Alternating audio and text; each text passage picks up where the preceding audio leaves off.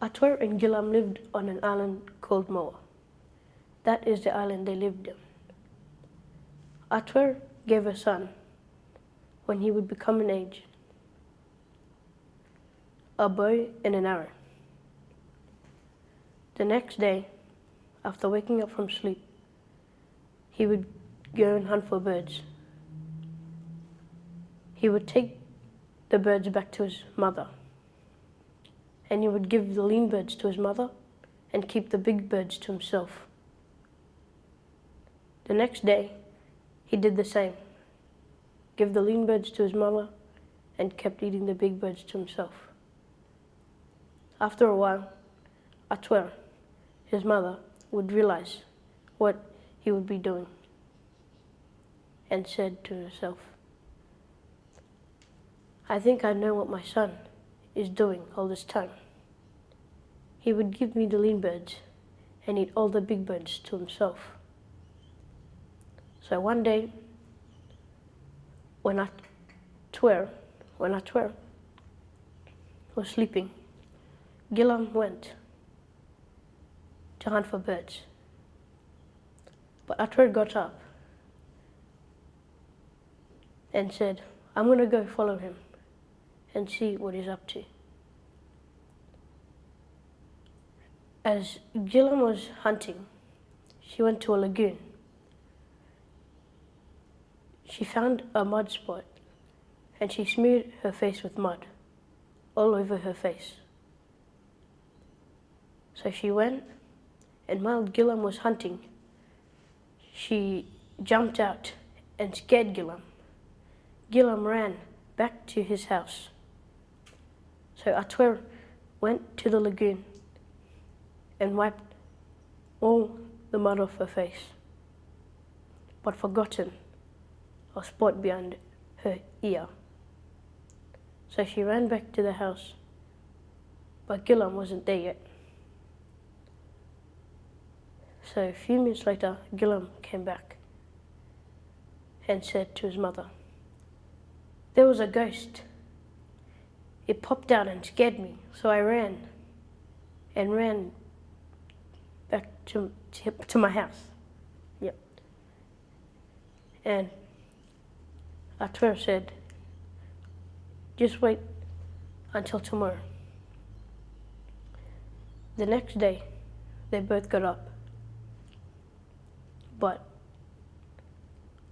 Atwer said to Gillam, I would stay and wait for you to get the birds back. Gillam went for hunt the birds, and Atwer went to the lagoon, and she would cover her face with mud and scare him again and again until one night they were eating, and Gillam noticed a mud spot behind Atwer's ear and said to himself, I think I know who's been scaring me this whole time. I think it was my mother. So they slept. The next day, he got up and said, I must go. I cannot stay here anymore. I must go away from my mother. So he went in the forest and he went for cutting trees. So he grabbed his knife and went. He saw a really big tree and cut it down and carved it in the shape of a dugong. He went to the ocean and placed it on the water, but it just sank. So he just sent it to the islands of Mabuag and Badu. The next tree he chopped was the same. He carved it as a dugong and placed it on the water, but it just sank. He pushed that dugong towards Papua New Guinea, the last one, he went, looking for the best tree he could find. So he chopped one and he carved it as the shape of a dugong. He placed it on the water, but it just laid on the surface. So Gillam brought it up on the sand and hid it from his mother. When he got home, he said to his mother, "What will you be doing tomorrow afternoon?" Atwer answered, "I will be going fishing." Gillam said, "If you see a big fish, call me out and I will come to help you." They slept. The next day, Gillam went and brought all the vegetables and fruits on the island and placed it in the dugong. And he found the best soil that he could find and brought it in. He went in the dugong and went in the water. His mother came in the afternoon and started fishing and heard a voice coming from the water. "Mother, it's me, Gillam. I'm going far. I'm not staying here." Atwer said, "Why?" Gillam said, "'Cause you have been frightening me all this time.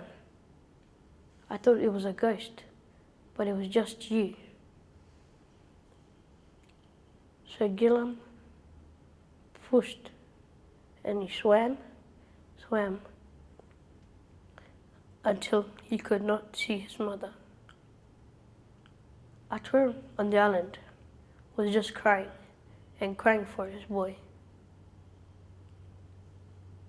But Gillam said to himself, "I would swim as far as I could, not seeing my mother." Gillam swam, and when he looked back, he couldn't see his mother, Atwer. So he said to himself, "I would find a land where I could lay on." So he swam, looking for a land. And as he swam, he turned into a dugong. He went on the land and rested. He grew and grew to be a big dugong. And in this present time,